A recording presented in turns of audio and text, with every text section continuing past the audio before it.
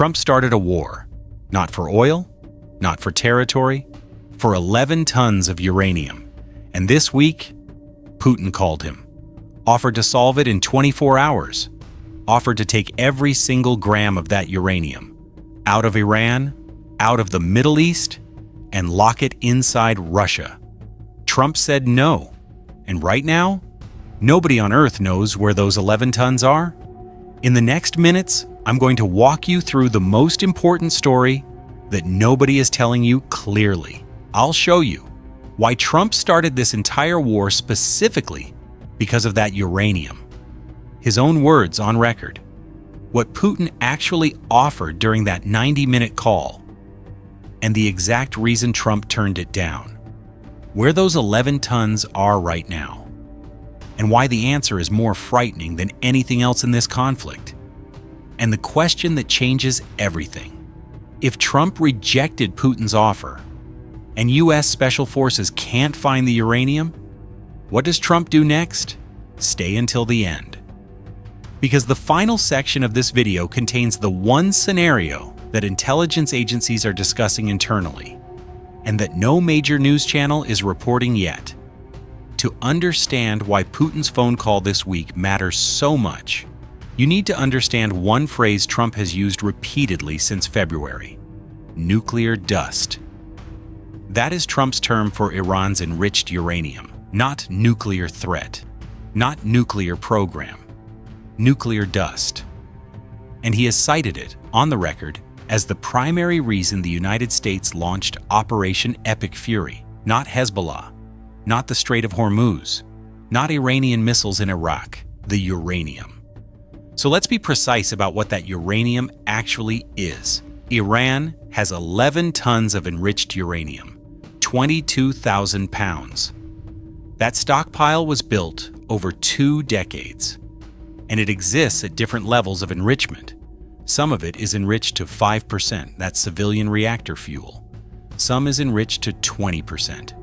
Technically civilian, but already 80% of the way to a bomb. And some, the most alarming portion, is enriched to 60%, 60%.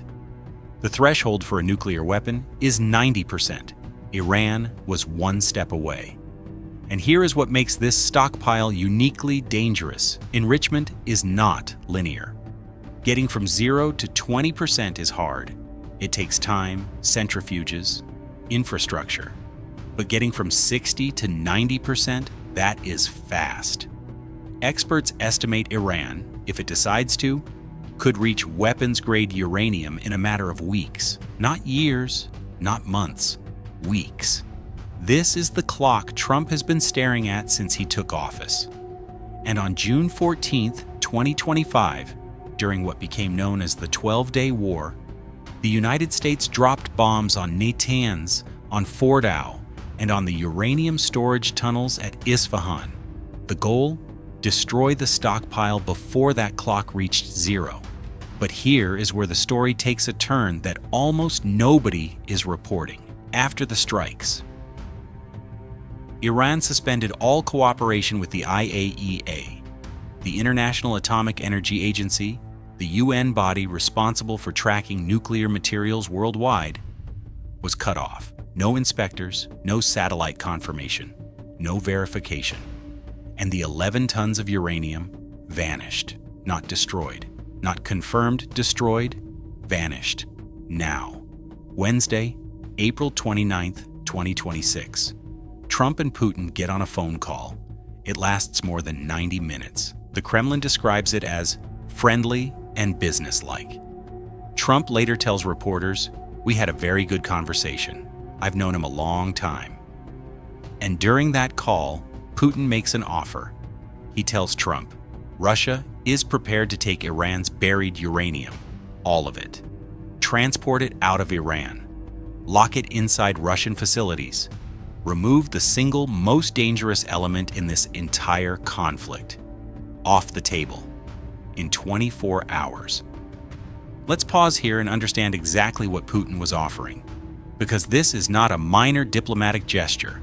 If Russia takes Iran's uranium, the problem that started this war disappears. Trump gets to say, "We destroyed their nuclear program." The Strait of Hormuz reopens, oil prices drop. Gas at the pump falls back to $3.50. The Islamabad negotiations have something real to work with. And Putin, in one phone call, positions Russia as the country that ended the crisis. The strategic prize for Moscow is enormous, but there's a catch. Trump said no. Here is Trump's exact response, on record. He told reporters he preferred Putin to be involved with ending the war in Ukraine. That's it. No detailed explanation, no diplomatic language, no alternative proposal. He preferred Putin to focus on Ukraine. And just like that, the most direct path to resolving the Iran nuclear crisis was closed. Now, why? Why would Trump reject the offer that solves his main problem? We're going to answer that in detail later in this video, but first, you need to understand what happened to the uranium that nobody can find. When the US bombed Isfahan storage tunnels in June 2025, they believed they were destroying the stockpile.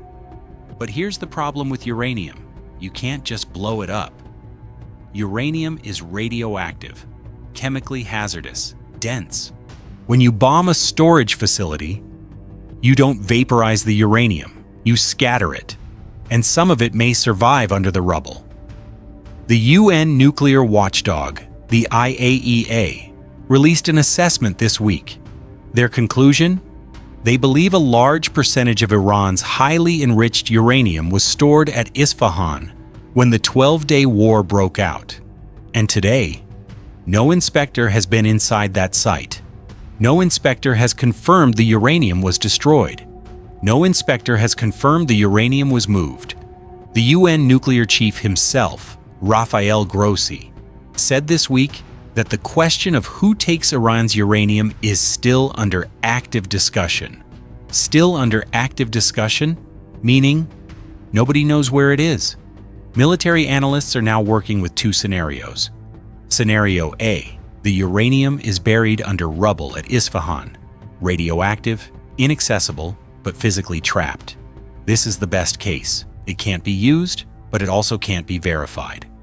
Scenario B, Iran moved the uranium before the strikes, into mountain tunnels, into covert sites. Analysts point to satellite images suggesting Iran may have been building an enrichment facility inside mountain tunnels adjacent to Isfahan, a site that survived the bombing. If scenario B is correct, Iran doesn't just have hidden uranium. Iran may have a hidden enrichment facility that nobody has confirmed exists. And Trump is aware of both scenarios, which is why US special forces are reportedly being considered to go inside Iran and physically locate the stockpile. Before we continue, if you've made it this far, you understand something most people watching the news cycle don't. This conflict isn't about sanctions or oil or regional politics. It's about 11 tons of material that could build multiple nuclear weapons. And the fact that nobody on Earth currently knows where they are. This channel exists to give you that full picture. Subscribe, hit the bell, because the next few days are going to move fast. And what happens in Islamabad on Saturday will be directly connected to everything I just showed you. Now, why did Trump say no to Putin? This is the part of the story that requires the most careful thinking, because Trump's decision to reject Putin's offer is being reported everywhere. But almost nobody is explaining why it makes strategic sense. And it does make sense. Here's why. If Putin takes Iran's uranium, Russia gains direct control over the most sensitive material in this conflict. Temporarily, maybe, permanently, unknown. Because once that uranium is inside Russia, it is under Russian custody. No UN verification, no American inspection, no IAEA oversight. Russia decides what happens to it next. And let's remember who Russia is in this conflict. This week, General Dan Kane, chairman of the Joint Chiefs of Staff, confirmed in the US Senate that Russia has been actively providing support to Iran. Intelligence, drones to strike American targets. This is the same Russia that Putin is now offering to trust with Iran's nuclear material. Trump's calculus, the calculus he isn't explaining publicly, maybe, if I let Putin take the uranium, I'm letting the same country that's been helping Iran shoot at my soldiers hold the keys to Iran's nuclear program.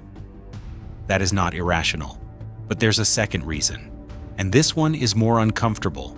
Trump has said, repeatedly, that he wants Iran's nuclear program abolished, not frozen, not transferred, abolished. Washington has reportedly sought a 20-year ban on Iranian enrichment. Iran proposed 5 years. The gap is enormous. If Putin takes the uranium to Russia, Iran's enrichment capability is temporarily neutralized. But the infrastructure remains, the knowledge remains, the scientists remain. And in 5 years, or 10 years, Iran rebuilds. Trump's position is, there is no acceptable version of Iran with a nuclear program, and accepting Putin's offer would be accepting a temporary solution to a problem Trump wants solved permanently. There is a third element, and it's the most geopolitical. Putin offered to solve Iran's uranium problem. In exchange for what?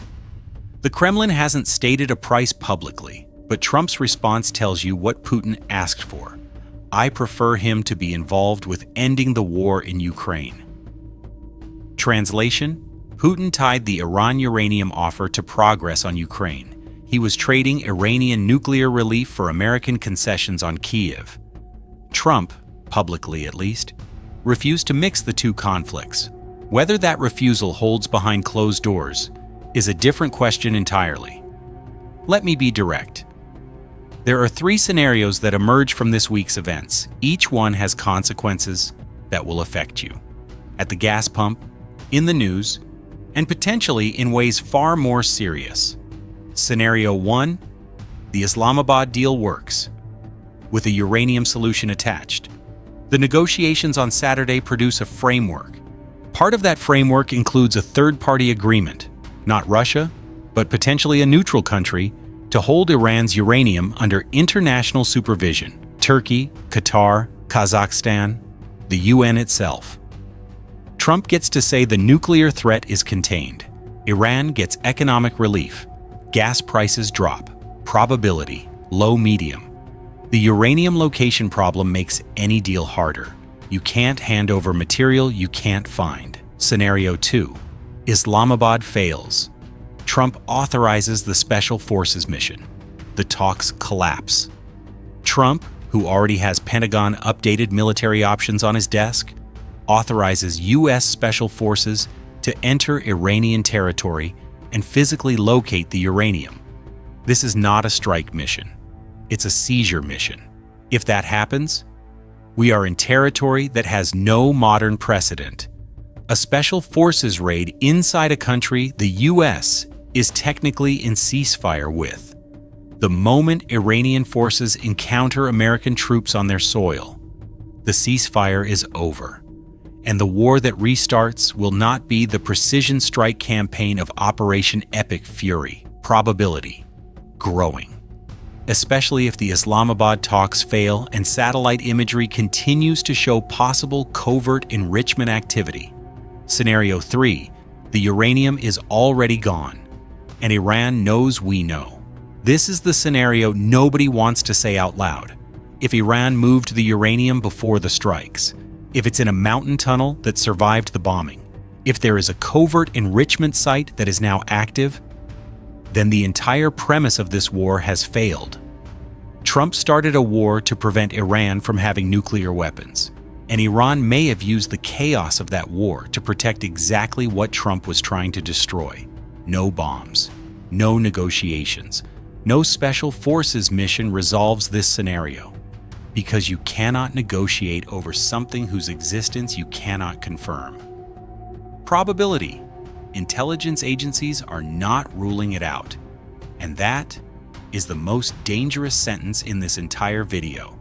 Here's what we know for certain. Trump started a war, specifically to get rid of 11 tons of uranium. Those 11 tons are still unaccounted for. Putin offered to take them. Trump said no. And on Saturday, in Islamabad, two sides are going to sit down at a negotiating table. One side wants the uranium abolished permanently. The other side may not even know where it is. Whatever happens on Saturday, it will not be the end of this story. It will be the beginning of the next chapter. Subscribe, hit the bell, because the next video covers what actually happens in Islamabad, and what Trump's next move is the moment those talks end.